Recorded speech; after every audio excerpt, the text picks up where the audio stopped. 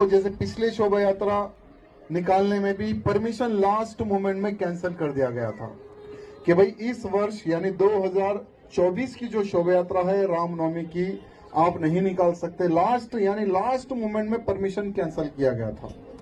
तो बड़े ही संघर्ष से, लेकिन आप सब लोगों के सहयोग से पिछले वर्ष शोभा यात्रा बड़ी ही धूमधाम से निकली है। हमने इस बार यहां डिसाइड किया है कि हम लोग परमिशन ही नहीं पूछेंगे। इस बार हम परमिशन नहीं पूछेंगे और ना ही कुछ बोलेंगे। हम पिछले वर्ष जितने ही धूमधाम से शोभा यात्रा निकाले थे, इस वर्ष भी वैसे ही हम लोग धूमधाम से शोभा यात्रा निकालेंगे। एक कुछ दिन पहले पुलिस के हमारे बड़े अधिकारीगण मेरे पास आए। वहां पुलिस अधिकारीगण कहने लगे कि अभी डीजे पर प्रतिबंध लगा दिया गया है, कांग्रेस की सरकार आई है और पुलिस के सभी अधिकारीगणों ने मिलकर डीजे पर प्रतिबंध लगा दिया गया है। तो थोड़ा आप भी अगर डीजे नहीं लगाएंगे तो ठीक रहेगा। तो हम उनके अधिकारियों को कहे, हम बोले कि डीजे पर प्रतिबंध किस कानून के तहत आप लोग लगा रहे हैं? तो उन्होंने कहा कि सुप्रीम कोर्ट का कानून है। तो हमने कहा कि ठीक है, चलो सुप्रीम कोर्ट के कानून को हम भी मानते हैं, हम भी आदर करते हैं, लेकिन जो कानून है साउंड पोल्यूशन का, सिर्फ रामनवमी के एक दिन में ही क्या वो प्रॉब्लम आपको आता है? क्या नवरात्रि के यहाँ जो 9 दिन होते हैं, क्या उसी दिन आपको प्रॉब्लम आता है क्या? यानी साल के जो 12 महीने जो 5 टाइम जो हम लोगों की खोपड़ी जो खराब होती है, क्या उससे सुप्रीम कोर्ट के कानून का उल्लंघन का नहीं होता है क्या? हमने क्वेश्चन पूछा तो जवाब नहीं आया। उन्होंने कहा कि आप एक बार हमारी विनती सुनिए, आप थोड़ा साउंड के ऊपर ध्यान दीजिए। तो हमने कहा कि साउंड, और यही शोभा यात्रा में इस वर्ष जैसे भगवान श्री रामचंद्र जी ने एक अहंकारी रावण का वध करने का एक संकल्प लिया था, वैसे ही इस शोभा यात्रा में जितने भी जो राम भक्त रहेंगे, हम सबको मिलकर एक संकल्प लेना है। पहला संकल्प होगा कि संभाजी नगर में जैसे छत्रपति शिवाजी महाराज तो ऐसे एक शूरवीर थे, अगर शिवाजी ना होते तो आज भारत में कोई हिंदू ना होता। तो ऐसे हमारे छत्रपति शिवाजी महाराज के पुत्र संभाजी महाराज जी को 39 डेज तड़पा कर उनकी निर्मम किस प्रकार से हत्या की गई है, आज पूरा भारत का हिंदू देख चुका है, समझ चुका है छावा मूवी के माध्यम से। और आज हम यही शोभा यात्रा में एक संकल्प लेंगे कि हर वो राम भक्त को, जैसे मैं महाराष्ट्र में भी कह के आया हूं कि हमारे मुख्यमंत्री जी को हमने बोला है, क्योंकि मुख्यमंत्री जी और एकनाथ शिंदे जी डिप्टी मुख्यमंत्री जी ने कहा कि हम औरंगजेब की कब्र को तोड़ेंगे। तो हमने उनको कहा कि सिर्फ तारीख और जगह बता देना, कितने लाख, हमने कहा कि सिर्फ तारीख और जगह बता देना, कितने लाख कार्यकर्ता चाहिए, फौड़ा लेकर हम पहुंच जाएंगे।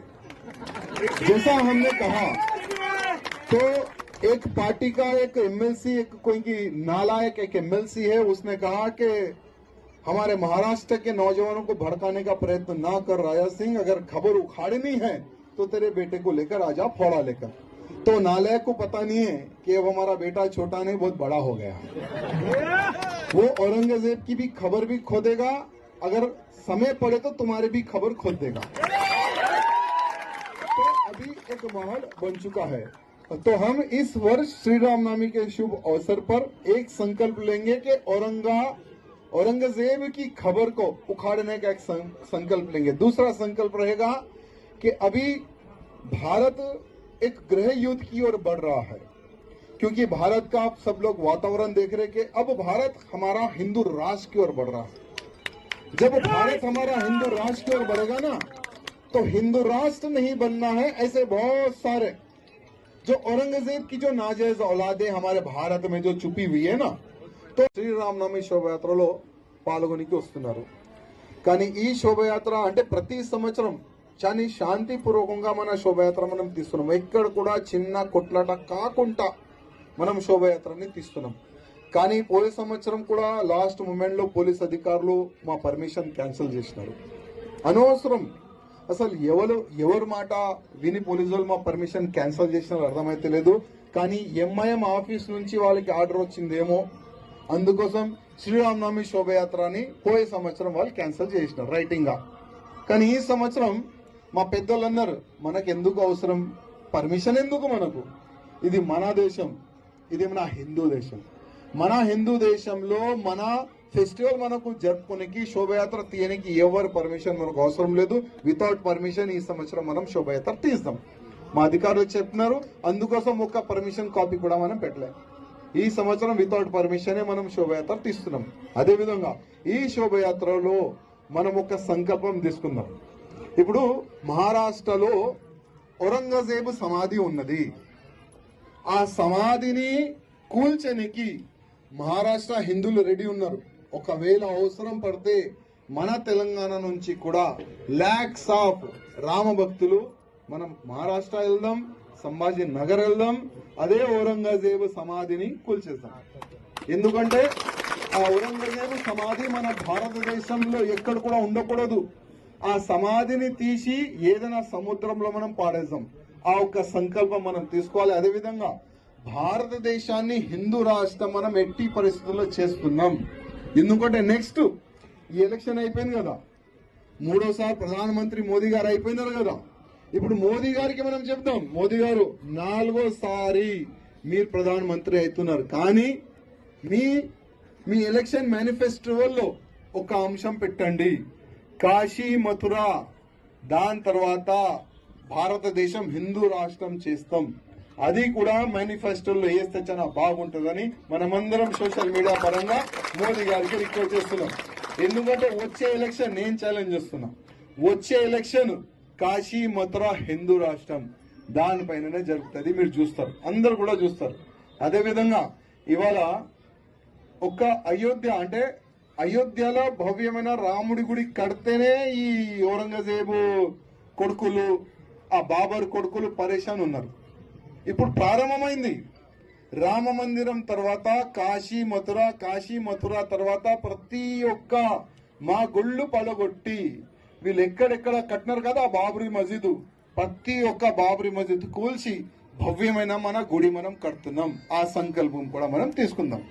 ఇంకా ఎవరిదైనా ఏదైనా క్వశ్చన్ ఉంటే మీరు అడగచ్చు, ఎవరు లేచిన पुराने शहर में भी बहुत सारी औरंगजेब की नाजायज औलादे हैं, जिसमें एक बड़ा ओवैसी छोटा ओवैसी भी आता है. तो ये लोग क्या करेंगे कि हिंदू राष्ट्र ना बने, औरंगजेब की खबर ना खुदे, तो एक माहौल खराब करने का ये लोग प्रयत्न करेंगे. लेकिन जब भी हो हमें अवसर पड़े तो सभी हिंदुओं को एक मंच पर आकर उन सभी दुष्ट शक्तियों को हमें जवाब देना है जो हमारे आड़े आएगी, या हिंदू राष्ट्र के आड़े हो या औरंगजेब की खबर उखाड़ने में हो. यह संकल्प भी हमें इस वर्ष लेना है. साथ ही साथ एक संकल्प ये भी हमें लेना है कि हर वो हिंदू हफ्ते में एक दिन हमारे धर्म का प्रचार करना है, अपनी बस्ती में हो, अपनी कॉलोनी में हो. क्योंकि देखो मित्रों, सिर्फ एक व्यक्ति कोई भी कार्य नहीं कर सकता. अगर हमारे 4 हाथ होंगे, अगर 12 हाथ होंगे, अगर लाखों हाथ होंगे ना, तो ज्यादा हम हमारे हिंदू समाज को सुरक्षित रख सकते हैं. तो इसलिए हर वो व्यक्ति अपने अपने कॉलोनी में, अपने अपने बस्तियों में मुझे लव जिहाद के खिलाफ में खड़े होना है. लव जिहाद में किसी मेरी बहन बेटी को शिकार होने नहीं देना है. ये संकल्प अगर लेंगे, हफ्ते में एक दिन अगर हम डोर टू डोर अगर प्रचार करेंगे, तो बहुत सारे लव जिहाद के प्रति जो हमारी बहन बेटी जो शिकार हो रही है ना, उनको हम रोक सकते हैं. ये भी संकल्प हमें लेना है. साथ ही साथ और बहुत सारे कार्यकर्ता लोगों को अभी मैसेज नहीं पहुंचा है, तो आप सोशल मीडिया के माध्यम से अपने फेसबुक हो, इंस्टाग्राम हो या यूट्यूब हो, बहुत सारे कार्यकर्ता यूट्यूब में भी वीडियो हर वर्ष अपलोड करते हैं. तो यूट्यूब के माध्यम से भी, सोशल मीडिया के माध्यम से सभी कार्यकर्ताओं को आपको कहना है कि अधिक से अधिक संख्या में, ये हमारी रामनवमी है, हमारी शोभा यात्रा है, इसको सफल करने के लिए आइए, ऐसा एक आप सबको आह्वान करना है. और अगर किसी का कोई क्वेश्चन है तो मैं आंसर